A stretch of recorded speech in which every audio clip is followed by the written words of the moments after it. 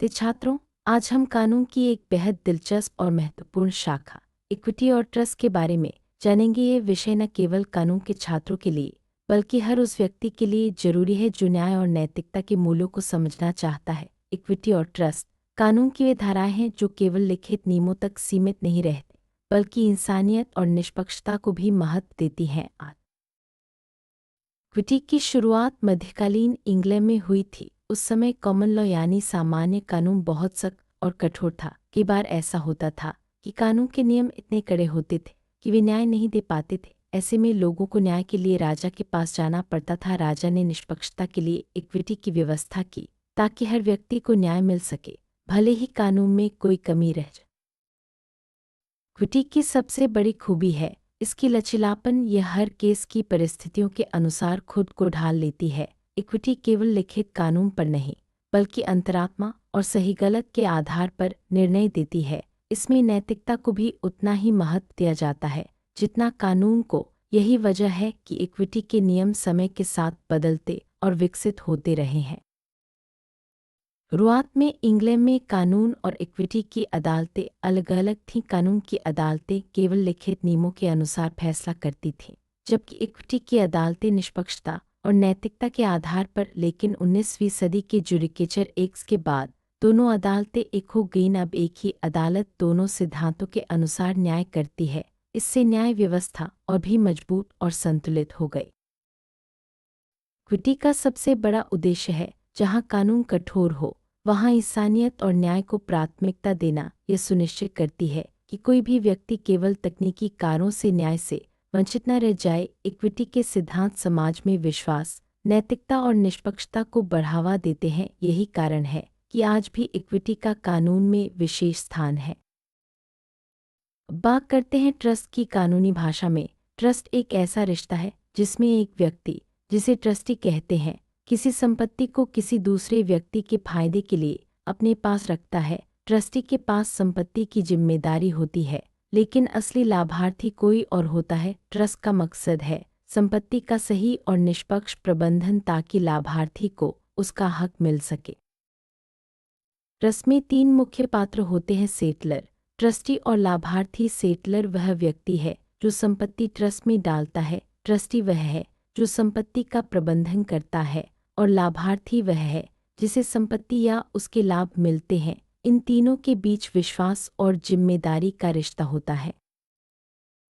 एक वैध ट्रस्ट के लिए 3 निश्चितताएं जरूरी हैं। पहली, इरादे की निश्चितता, यानी सेटलर का स्पष्ट इरादा कि वह संपत्ति ट्रस्ट में देना चाहता है। दूसरी, विषय वस्तु की निश्चितता, यानी कौन सी संपत्ति ट्रस्ट में जा रही है, यह साफ होना चाहिए। तीसरी, वस्तुओं की निश्चितता, यानी लाभार्थी कौन है, यह भी स्पष्ट होना चाहिए। इन तीनों के बिना ट्रस्ट मान्य नहीं होता।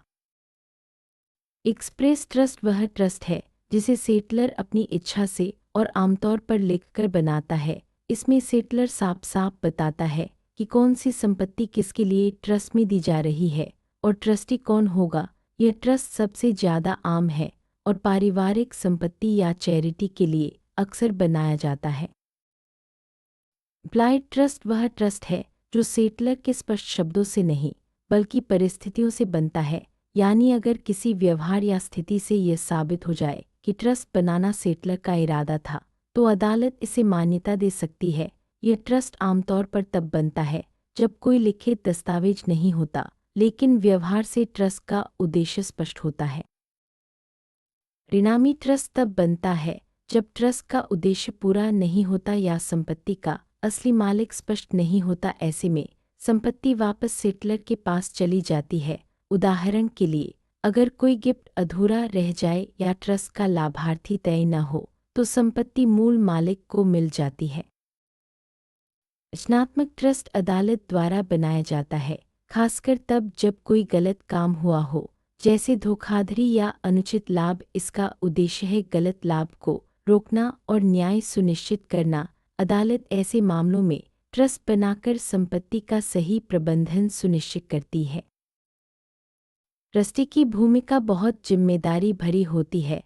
ट्रस्टी को संपत्ति का प्रबंधन पूरी ईमानदारी, निष्पक्षता और सावधानी से करना होता है।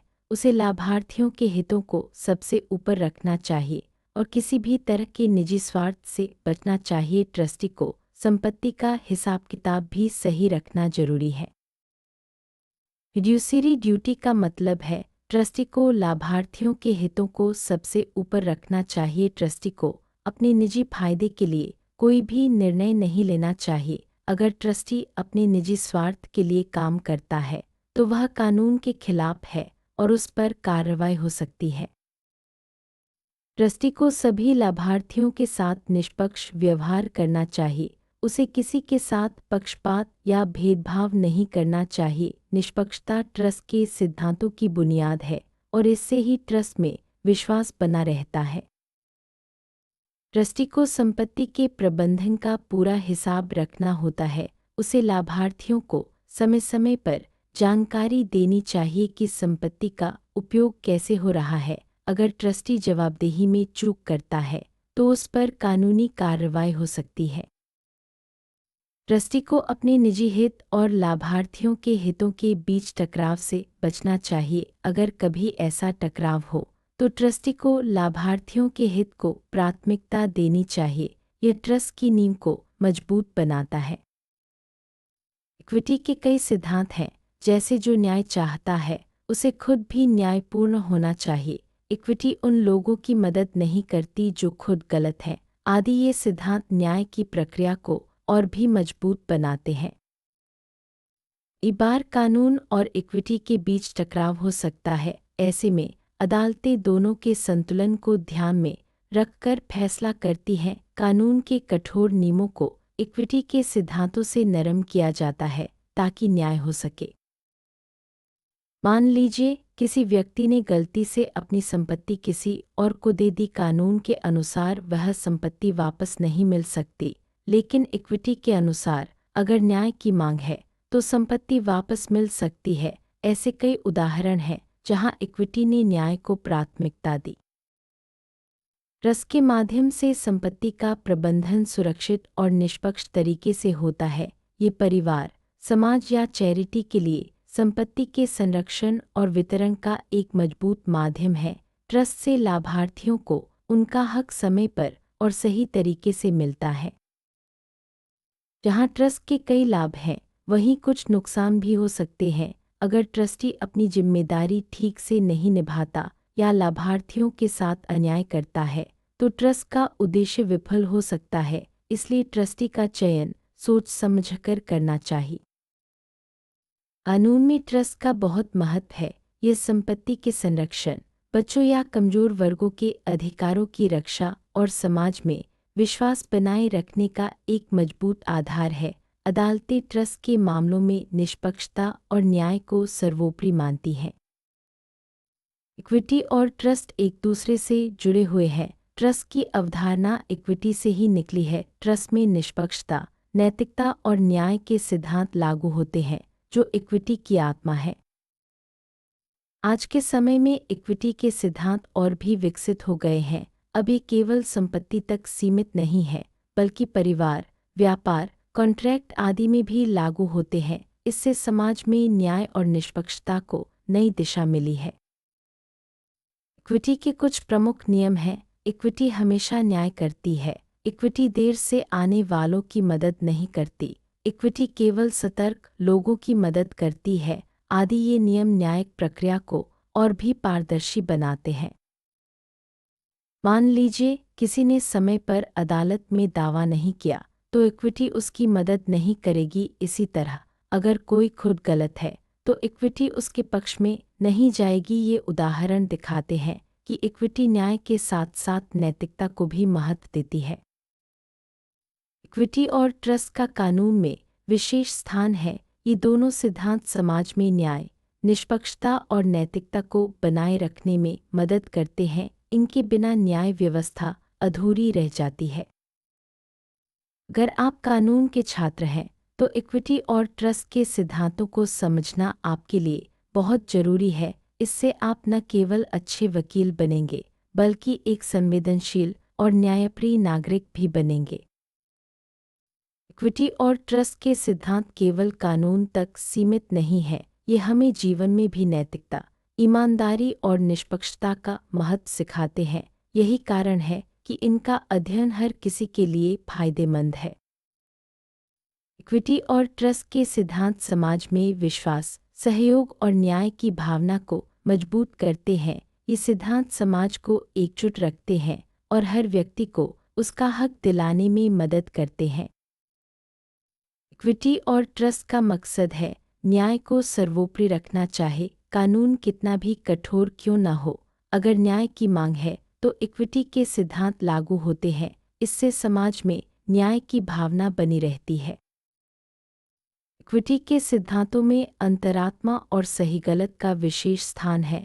अदालतें केवल कानून नहीं देखती, बल्कि यह भी देखती हैं कि क्या सही है और क्या गलत। इससे न्याय व्यवस्था में मानवता बनी रहती है। इक्विटी और ट्रस्ट का कानून केवल औपचारिकता नहीं है, बल्कि यह एक नैतिक ढांचा है जो सुनिश्चित करता है कि जहां कानून कठोर हो, वहां इंसानियत और न्याय को प्राथमिकता मिले। इन सिद्धांतों को समझना आपको एक बेहतर और संवेदनशील कानूनी पेशेवर बनाएगा। यह वीडियो उस्मानिया विश्वविद्यालय के LLB पाठ्यक्रम की अध्ययन सामग्री पर आधारित है। इसका उद्देश्य छात्रों को इक्विटी और ट्रस्ट के सिद्धांतों को सरल भाषा में समझाना है, ताकि वे परीक्षा और जीवन दोनों में सफल हो सके।